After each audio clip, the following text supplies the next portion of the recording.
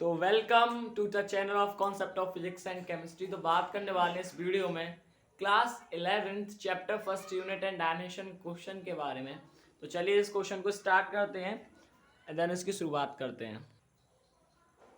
तो a U tube of uniform cross section contain mercury up to a height at the limb. The mercury is one limb and depress a little and released obtain an expression for the time period of oscillation assuming that। ये पूरी आपको basic knowledge दी गई है। Question में कुछ काम का है ही नहीं। क्वेश्चन मेरे यहां से ये कह रहा है oscillation for the time period of oscillation.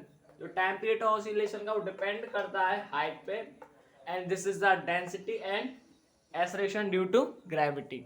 इन तीनों चीजों पे डिपेंड करता है। तो T is depend on H rho and G. ठीक है, तो डेंसिटी का सिंबल है, हाइट है, एक्सेलरेशन ड्यू टू ग्रेविटी है। तो टाइम पीरियड डिपेंड कर रहा है इन तीनों चीजों पे। हमको ये फॉर्मूला एक्सप्रेस करना है, मींस रिलेशन फाइंड करना है इन तीनों के बीच में। तो चलिए स्टार्ट करते हैं। टी टाइम पीरियड है तो इसकी डायमेंशन क्या होगी, टी यू होगी। ठीक है, टी की डायमेंशन टी होगी इज इक्वल टू इक्वल। ठीक है,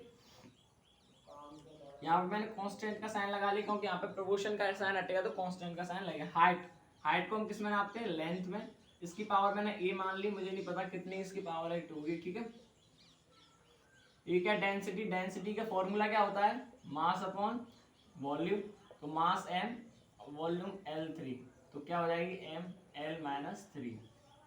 तो m L माइनस 3 की पावर, इसकी पावर a मांगे, इसकी b, इसकी c, तो इसकी पावर b। ठीक है, देन ये क्या है, एक्सेलरेशन ड्यू टू ग्रेविटी। तो इसका जो डायमेंशन फॉर्मूला होता है वो होता है LT माइनस 2 माइनस की पावर क्या है c। ठीक है, अब टाइम पीरियड की पावर 1 है कांस्टेंट। अब देखिए L की पावर a, m की पावर b होगी, डॉट प्रोडक्ट होगा L की पावर माइनस 3b, L की पावर c एंड 2 की पावर माइनस 2c। ये पावर्स का इसमें मल्टीप्लाई हो जाएगा। अब जो L वाले टर्म्स हैं उनको एक साथ लिख लीजिए क्योंकि बेस सेम होता है तो पावर क्या हो जाती है, ऐड हो जाती है। तो L की power a minus 3b plus c dot m की पावर b एंड t की पावर माइनस 2c। ठीक है, t की पावर माइनस 2c, t की पावर 1। अब कंपेयर करेंगे, t की पावर 1 है यहाँ पे, t की पावर क्या माइनस 2c, तो minus 2c is equal to 1। ठीक है, c की वैल्यू क्या जाएगी, माइनस 1/2। अब हमको a और b और c की वैल्यू मिल जाएंगी तो हम इस फॉर्मूले को ड्राइव कर पाएंगे अच्छी तरह। ठीक है, a b c की तीनों की वैल्यू अगर मिल जाएंगी तो और b m की पावर यहाँ तो कुछ इधर है नहीं, तो b की power b is equal to क्या होगा, 0। b किसके इक्वल होगा, 0, क्योंकि यहाँ पे कुछ है ही नहीं। कंपेयर किससे करेंगे, और a माइनस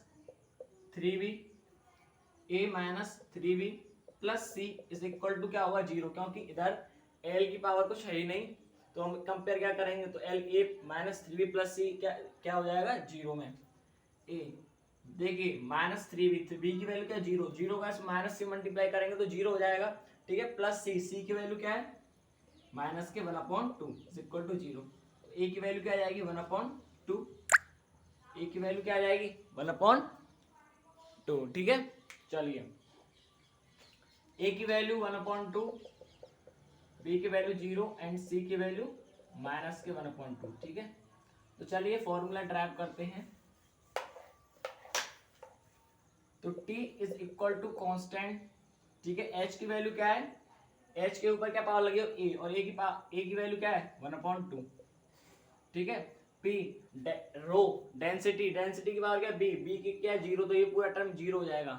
ठीक है, g की पावर क्या है, c, तो c की पावर c क्या है, माइनस 1/2। अगर हम g को माइनस 1/2 की पावर क्या लिख देंगे, minus 1/2। t is equal to k h 1/2। अब ये माइनस में पावर है तो इसको क्या करेंगे, अपॉन नीचे ले जाएंगे तो पावर किस में हो जाएगी, प्लस में हो जाएगी। ठीक है, तो 1/2।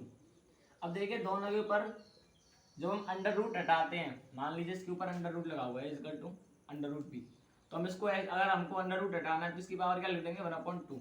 अगर इन दोनों की पावर 1/2 है तो हम क्या होल h/g के ऊपर क्या लगा देंगे, अंडर रूट। तो फॉर्मूला क्या ड्राइव हुआ, t is equal to k constant upon under root में h अपॉन g।